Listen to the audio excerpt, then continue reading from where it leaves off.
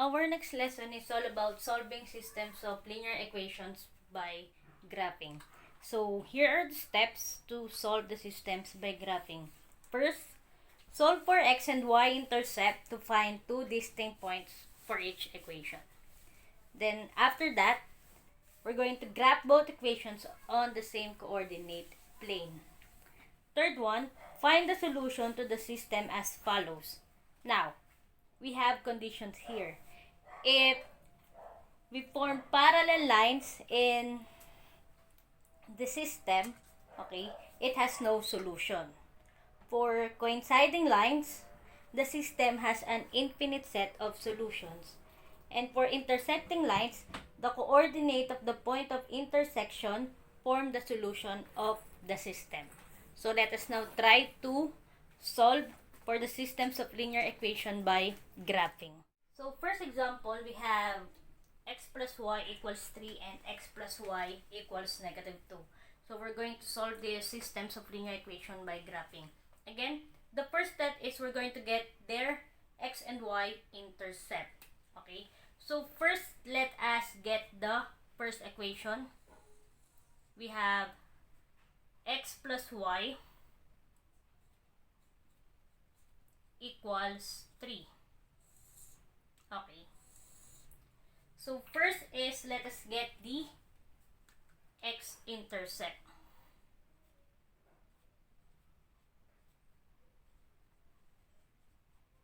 If we're going to get the x-intercept of this equation, okay, we're going to let y be equal to 0. Therefore, if y is 0, this equation now will be x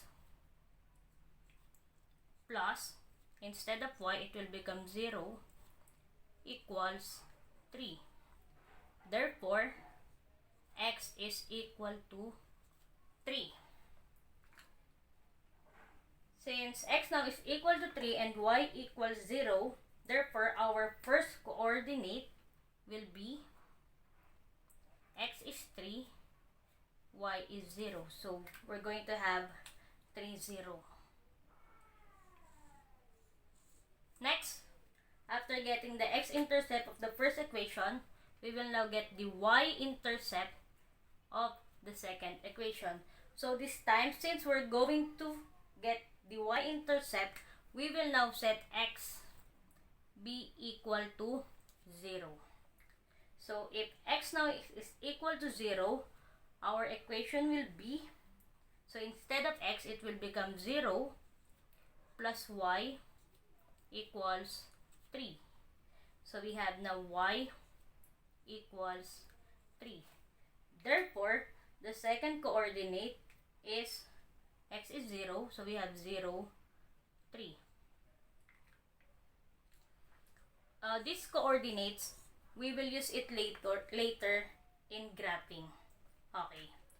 Now, so we're done with the first equation. Let us proceed with the second equation. We have x plus y equals negative 2. So same process. First, get the x-intercept. Okay. And again, in getting the x-intercept, we will set y to 0. Our equation now will be x plus 0 equals negative 2. Therefore, x is equal to negative 2. So our coordinates here is negative 2, 0.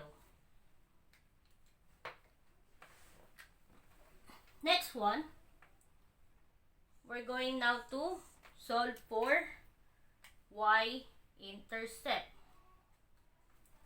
So we're going now to let x be equal to 0. So therefore, our equation will be 0 plus y equals negative 2. So y is equal to negative 2. So therefore, our coordinates here will be 0, negative 2. Okay, so now we are done getting their x and y intercept. So we have 4 coordinates. So we will use these coordinates in graphing. Kasi nga, diba, it is solving by graphing. So therefore, dapat mag-graph tayo. So after that, we should have a Cartesian plane.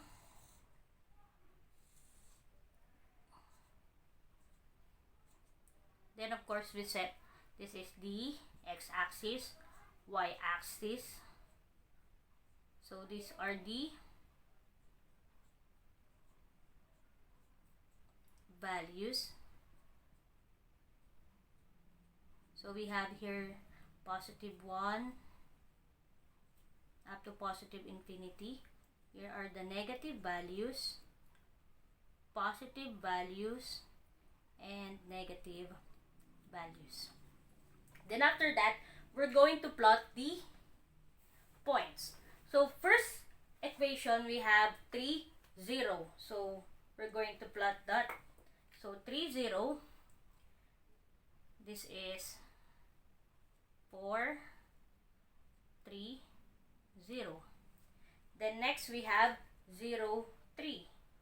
So x is 0, y is 3. So this is 0, 3. Since these two coordinates are in the same equation, we're going to connect them.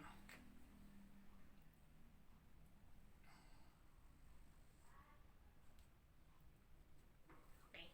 The next one, we have negative 2, 0. So this is negative 2, 0. And we have 0, negative 2. So this is 0, negative 2. Again, let us connect them.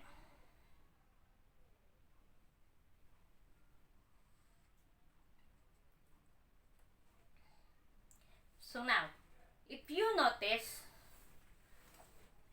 the graph or the lines that we form are parallel lines, right? So therefore, since we have parallel lines here, our answer for this equation is this system has no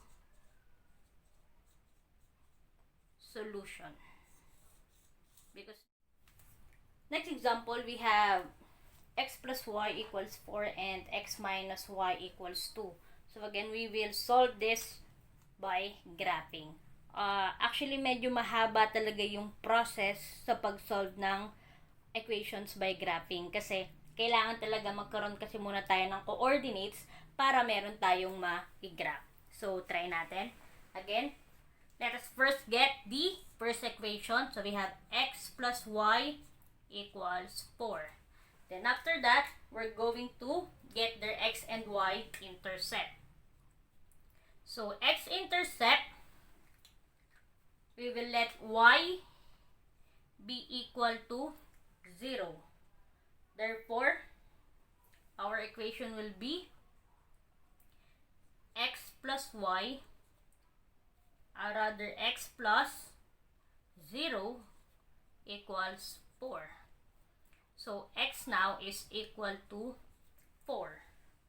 Therefore, our coordinates will be 4, 0. Next one, we're going to get the y-intercept. So, let x now be equal to 0. Therefore, our equation will be 0 plus y equals 4. So, y is equal to 4. Our second coordinates is 0, 4. Then after that, we're going to proceed with the second equation. So we have x minus y equals 2. Again, get first the x-intercept. So let y be equal to 0. So we're going to have here x minus minus 0 equals 2. Therefore, x is equal to 2. Our coordinates now are 2, 0. Now, if you notice, ano ba yung 0 na yan? Diba sa intercept kasi, diba, kapag y-intercept, si x, ibig sabihin nun, magiging 0, wala siyang value. Kaya, ang ginagawa natin, sinasubstitute natin sila. Okay. Kaya, diba dito, pag x-intercept, y should be equal to 0. Kaya, dito sa equation, x minus, imbis na y, isasubstitute natin siya ng 0. Okay. So, for y-intercept, let now x be equal to 0. Therefore, we have here 0 minus y equals 2. So, we have here negative, since this is minus y, we have negative y equals 2. Now, this is not yet final because y is still negative. So, to make it positive, divide both sides by negative 1. So, y is equal to 2 divided by negative 1 is equal to negative 2. Therefore, the coordinates are 0, negative 2. So, after we have the 4 coordinates, we will now graph them. So, first equation, we have 4, 0, and 0, 4.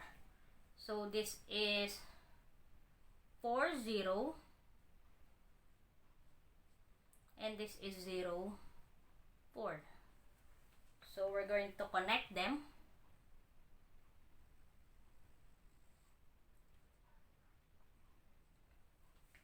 Next, we have 2, 0 for second equation.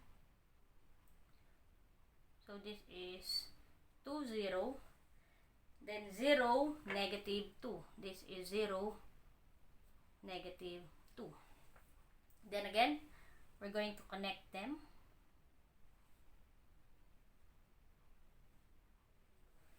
Now, if you will notice, we form an intersecting lines. Okay? So, kapag intersecting lines yan, meron silang point of intersection. Okay? Meron silang meeting point. At ito yon. Now, yung point of intersection nila, ang ibig sabihin yan, ayan yung solution dun sa systems of linear equation. Okay? So, now, how are we going to get the solution? Okay? Kasi, diba, kapag nga, diba, intersecting lines, yung number of solution niya is exactly 1 solution. So, meron talaga. So, therefore, we're going to get the point of intersection. Ibig sabihin, meron siya talagang exact values for x and y. Para malaman yon, titignan nyo dito sa point of intersection kung saan sila nakatapat na values ni x and y. So, for x, saan nakatapat yung point of intersection? Dito kay 3 because this is the x-axis. So, therefore, x is 3, y is 1. So, therefore, this is now the solution. X equals 3, y equals 1. Paano natin malaman na talagang tama to? We can do the checking. So, if we substitute, look, this is x plus y. So, x is 3. So, if we have here 3 plus y is 1, that is equal to 4. So, this is correct. Tama talaga yung nakuha natin na numbers. Then, x minus y, it should be equal to 2. So, x again 3. So, minus 1 equals 2. Still correct. So, therefore, we really have exactly one solution. And ito yun. Third example, we have x plus y equals 2 and 2x plus 2y equals 4. So, again, first let's get the first equation. X plus y equals 2. So, let us first get the x-intercept of this equation. So, we let y be equal to 0. Therefore, our equation will be x plus 0 equals 2. So x is equal to 2. Therefore, our first coordinate will be 2, 0. Next one, solve for y-intercept. Therefore, x is 0. So we have here 0 plus y equals 2. So y is equal to 2. Therefore, our second coordinates will be 0, 2.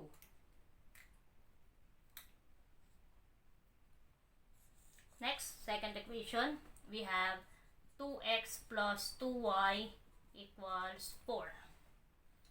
So x-intercept, let y be equal to 0. So we're going to have 2x plus copy 2. Then y, substitute 0 equals 4. So 2x plus 2 times 0, that is 0, equals 4. So therefore 2x is equal to 4. Okay, so solve for the value of x.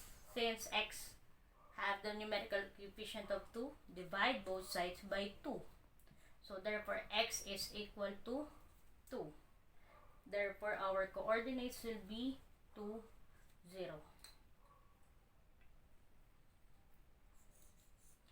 Next, y-intercept. So let x be equal to 0. Therefore, copy again 2. But this time, substitute x with 0. Plus 2y equals 4. 2 times 0, this is 0 plus 2y equals 4. So we're going to have 2y equals 4. Solve for y. So divide both sides by 2. Therefore, y is equal to 2. So our coordinates will be 0, 2. Then after that, we're going now to graph. So plot the points 2, 0. So this is 2, 0 for the first equation. Then 0, 2. 0, 2. Connect them. Next one, we have 2, 0. Second equation. And 0, 2. Then we're going to connect. Now, if you will notice, we have coinciding lines. Okay? So, if we have coinciding lines, our answer will be this solution, this linear equation have infinite solutions.